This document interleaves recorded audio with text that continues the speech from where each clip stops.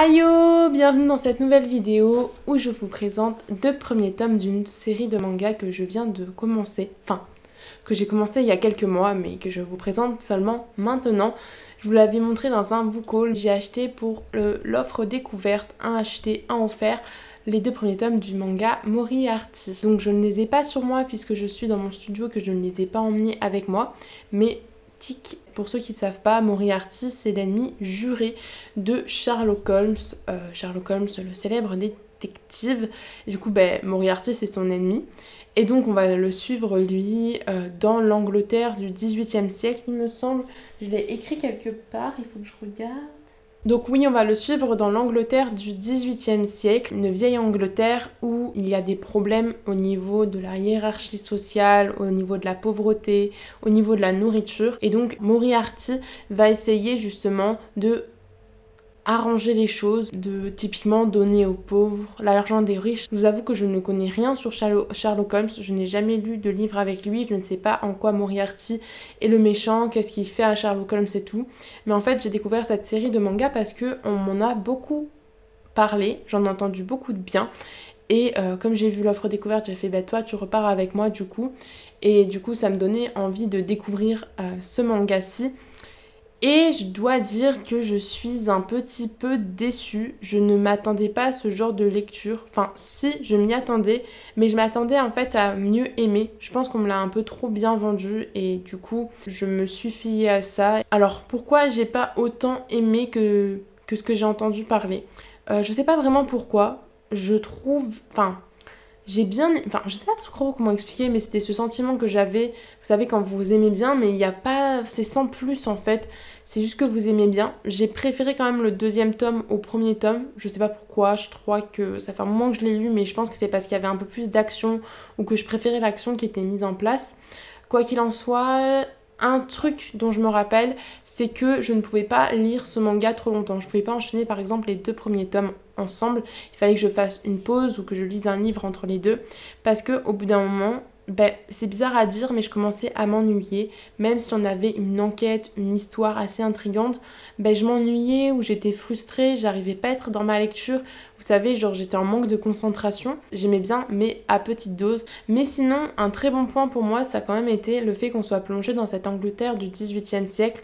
J'ai vraiment adoré cette ambiance avec les robes, les décors. Alors, il y a eu quelques incohérences parce que à un moment donné, j'ai vu des gens avec des pistolets. J'étais en mode des pistolets au XVIIIe siècle. Je suis pas tellement sûre. C'est pas juste un petit piou-piou. C'est des vrais pistolets. Et dans le tome 2, typiquement, on a vu un homme avec une cagoule qui rentrait dans une pièce avec une mitraillette. Bon, je ne suis pas sûre que c'était comme ça au XVIIIe siècle, quoi. Mais c'est qu'un petit truc, un petit détail. Et j'étais en mode, écoute, le mangaka, tu t'es un peu trompé là. Mais ça n'a pas gâché ma lecture. C'était juste un petit détail que je voulais vous donner. J'ai trouvé intéressant le fait qu'on montre que tout n'était pas beau. Et que, comme je vous ai dit au début, il y avait les riches qui étaient beaucoup plus haut que les pauvres et les pauvres n'avaient rien alors qu'ils donnaient beaucoup. Le système était vraiment inadapté et voilà, il y avait des inégalités de folie entre les personnes et justement c'était sympa de voir que Moriarty et ses frères essayaient de corriger ces problèmes-ci. Par contre, j'ai trouvé que c'était un peu exagéré dans les faits à certains moments. Soit tout était noir, soit tout était blanc. Le méchant pouvait être juste méchant. Et moi, j'aime bien quand le méchant, justement, on voit une nuance et que il n'a pas toujours été méchant. Je pense que vous voyez ce genre de trope là. Et donc là, c'était vraiment le méchant. Il est méchant, mais juste pour être méchant, limite, vous voyez. Donc j'étais en mode, bon, c'est vrai que ça manquait un peu de développement à ce côté-ci. Mais encore une fois, c'était pas tellement dérangeant. Par rapport au dessin, j'avoue que en fait, j'aimais bien les dessins. Mais c'est pas le style dont je suis le plus fan.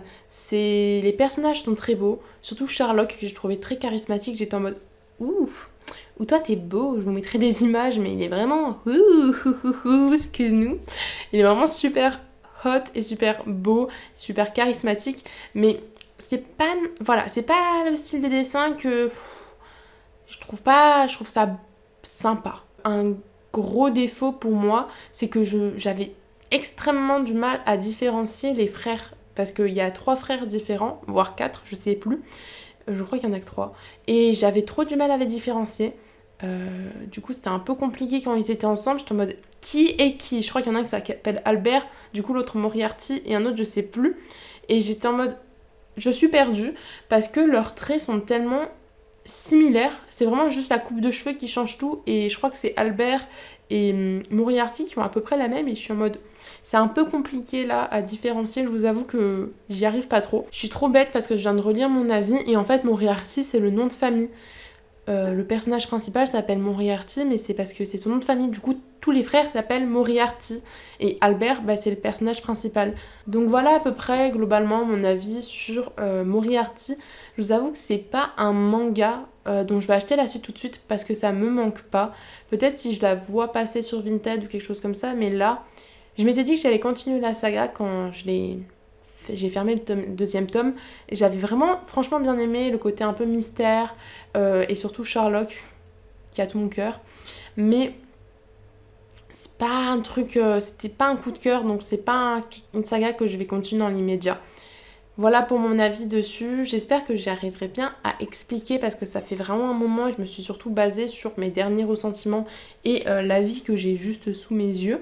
Si vous êtes arrivé jusqu'au bout, mettez un emoji loupe pour Sherlock Holmes, le mystère, Moriarty, ou à me dire si vous êtes plus team Moriarty ou Sherlock Holmes. J'en ai aucune idée moi parce que du coup j'ai jamais lu Sherlock Holmes. En tout cas, j'espère qu'on se retrouvera dans une prochaine vidéo et que d'ici là, vous vous serez marié avec votre book boyfriend ou votre book girlfriend et qu'ensemble, vous aurez beaucoup de livres. Ciao!